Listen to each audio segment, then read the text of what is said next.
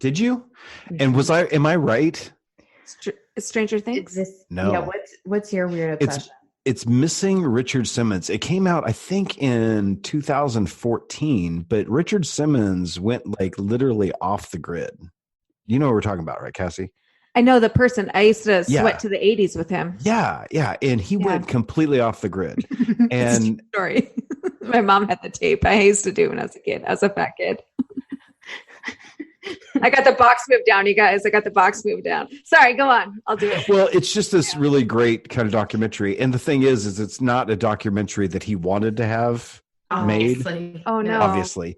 And for people that knew Richard Simmons, I'm one of a very large group of fortunate people that have met Richard Simmons. He has thighs of steel. He does. But for people that knew him, it was so very uncharacteristic of him whenever he just kind of disappeared from everything. And so this is really actually fascinating because it's not something that he wanted people digging into. And you obviously figure that out in this. But I guess the psychosis of just being at his level and living the life of being famous and stuff is it's just a really interesting deep dive into why somebody becomes reclusive. So 2017, that's when it was released? No, he kind of reemerged February 2017. This is a little old, but he's like literally like everybody. When you say Richard Simmons, they're like, oh yeah, I know who Richard Simmons is. But then you realize you haven't seen him in like years and years. Like he's just literally disappeared. Yeah. What are your thoughts on it? Okay, so oh God, it's so good. I'm on I think I'm on 6 and I think it's the last episode. But like I got off the phone with you and I downloaded it and I listened to everything. So it's a podcast. So my analysis of it is it must have been fucking exhausting to be the person that so many people like look to keep them moving forward in life. Yeah. But for him to go from like everything to nothing in literally like a day, it was just like, I'm done. Here's the thing. I've met him and I actually have been in his house and yeah, I've had lunch with him and I'm not trying to like be all name dropping and stuff, but the thing is he literally goes to his office at the time, whenever I met him, and this was a long time ago. I'm really fucking old.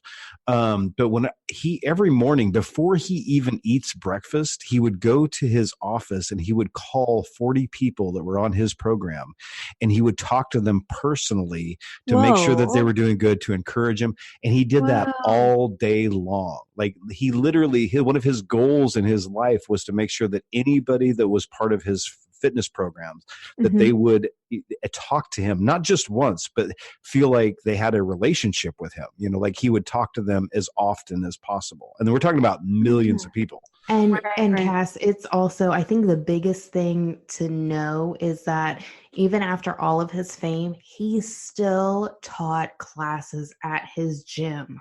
Oh, he had a class that you could go to, like anybody. Like, I mean, if you could get into, I mean, it was in LA. Anyways, but it's one of those weird things. It's not a crime drama. It's not anything like that. It's just this investigative thing of what happened to this guy that kind of was everybody knows who he is and everybody knows what he's about. And then he just literally disappeared and he's still fairly disappeared. So I felt a little shade on the crime drama thing you just I'm sorry. Because it's not the only thing that we listen to. Well, it has been lately. No, My Worst Date has been amazing. We love those girls, and so... We'll give it a minute. I'm sure it'll turn into a crime drama. Okay, maybe. So, all right. So here's, oh my gosh, guys, you're gonna die. So can't wait. Sitting in bed, and I click on Instagram, and all of a sudden, I am face to face with one of my exes, who has not posted in a while. And I see his face and I'm like, keep in mind his wife doesn't like me, but I'm like, oh You're God. Kidding. Really? She is killing you. Like you have lived a really hard life. So I take a screenshot of it and I send it to one of my college friends. And I was like, what the fuck? Why would you post this? And she was like, that could have been your husband. And I was like, no, really? Like, what happened to him? Like, is he in hair and makeup or what in the hell is going on? He looks like he's like 70. And she's like, honey, it's that face app thing that everyone's doing that makes you look old. Legit killing me. And I was like, what the fuck are you talking about? And she goes, do you not have a whole bunch of this in your feeds? And I'm like, no, but why would anyone do this? And she goes, I don't know. I'm sorry, but I love how Carson is taking his sweet time with our photos from the photo shoot, because I'm not really trying to have a whole bunch of, like, he's keeping it marginally photoshopped. Just true. Yeah, no, he's doing good. He's helping the lighting and the reflection on the bathroom shoot. Like, he's doing good. He's showing me the befores and after, and I'm getting approval points. So I'm not trying to have myself look 30 years older. Not trying to do it at all, but I totally was shook that this was legit what he looked like right now. So I took that screenshot, sent it to Carson and Cassie, and I get the best voicemail from Carson because he hadn't noticed people doing this either. And he's like, Jenny, that dude is old as fuck. How old were you when you dated him? 4? He's like, were you 4 when you started dating? What the hell are you doing with your life? So this episode is about body swapping and age and everything that comes with that, and the fact that this face app thing is, so Cass is like, well, let me look in my feed, and she sent me one of her exes, and I'm just sitting here like, why are people doing this? I don't get it either. Desire to do it. So I don't know what is driving them to do this. I mean, it's fascinating. Like, if you do it on your own time, you want to look at, maybe some people want to see what that looks like. I don't care to. I can take a good guess. I can look at my mother and my grandmother and know that I'm falling in line with what that pattern appears to be. That's okay with me. But I do want to put out a disclaimer. So I work in technology in a certain field, and fucking apps like this are designed to make you be intrigued. Does anyone know how an iPhone X opens? Anyone know that capability? Face recognition. What's an iPhone X? It's a telephone. Oh, okay. It's a cellular device that has an option to recognize a facial scan of yourself, and that's how it opens. It's optional, but most people choose to use it because it's new technology. And what are you doing to this application? You are putting your face into an application, and who knows where that fucking image is stored, if it's encrypted, if it's not encrypted, where it's going, what database it lives on. You are opening yourself to a world of opportunity.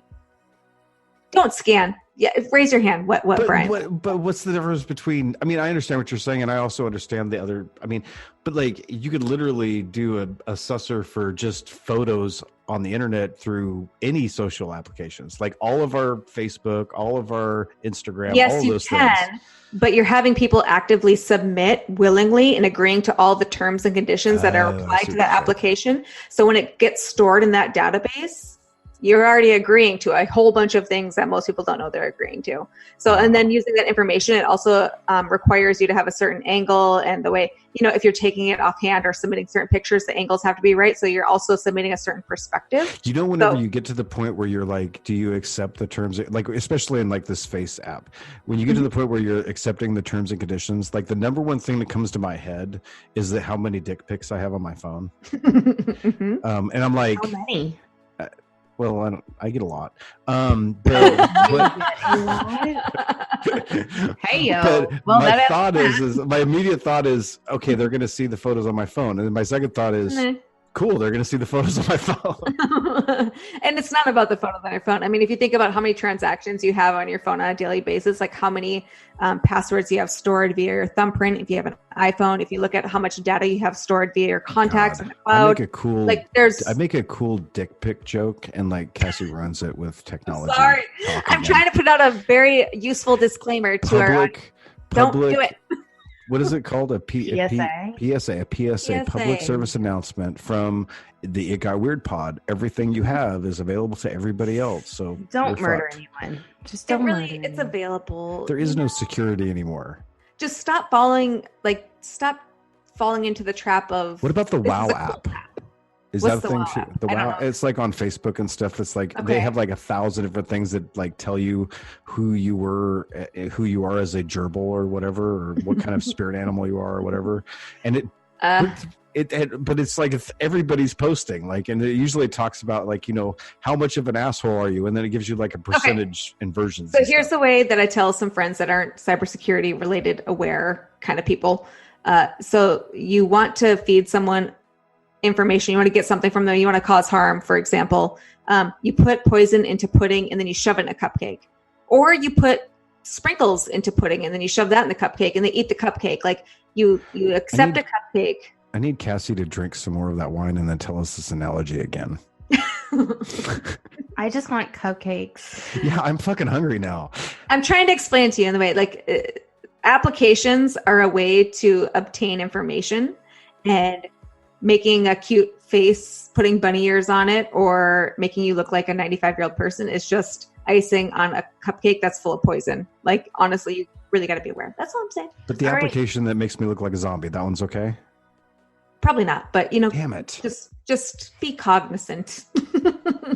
read all those tiny print font things at the bottom. Hey, here's the weird thing that people don't realize, and this is what I'll be very serious about Cassie's point, Jenny, is that it's not necessarily about your information, and people don't get that.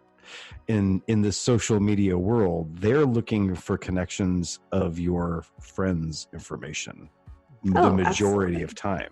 So like the things that people share with you become also very much part of that process, which is very, very scary. Mm-hmm. And you have to think of yourself as a puzzle, and every bit of your identity is a piece: your first name, your last name, your social security number, your email address, where you work, who you're connected with. And once you have 6 to 10 pieces, you can put together that whole portfolio. Sorry, we should talk about this another time. Let's move on to the show.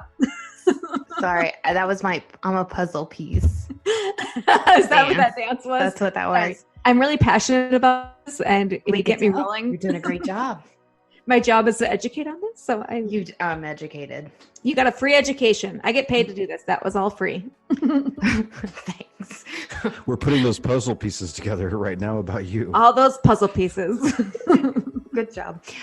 Brian, do you have any semi-weird things that have happened recently? Yes. Besides that conversation? But it has to do with our Instagram post about what I was wearing. I shared a photo with you guys of me dressed as Dr. Frankenfurter from I love it. From Rocky Horror Picture Show. We were doing an event last night with my other crew who is predominantly women, and it was a Pirates and Princesses event at a local bar.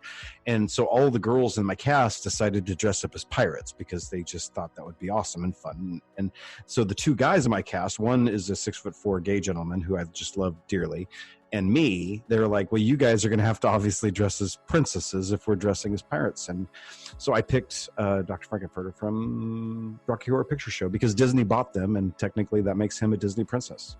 Wow, Disney bought them. Yeah, so I have, I did put on some boy shorts and some pantyhose and full makeup and like the whole 9 yards. And and this is great for this episode because like I think the thing that bothered most people last night was the fact that I was totally okay with what was going on. Like I was not like nervous. I didn't feel self-conscious or anything. You look great, honey. You look great. I support this look. But the weird thing that happened is I was on my motorcycle driving to the event and I'm on a very manly looking kind of low riding motorcycle. I'm dressed. I have jeans and a shirt on, but I have full makeup. Like it's you like have the solid. wig on too? I don't have the wig on. I have a helmet on. But okay. As I'm passing another motorcycle, because we do this really cool ass motorcycle wave where you put your hand down at the side and you're like, hey, yeah, you're riding a bike. Hey, yeah, you're riding a bike. So we go to do the motorcycle wave, right? Like he puts his hand down to wave at me. I put my hand down to wave back at him. He gets close enough to see my face and jerks his hand back really fast. And I'm like, you can't fucking take your motorcycle wave away from me just because I'm wearing makeup, you asshole. Oh no. So that was a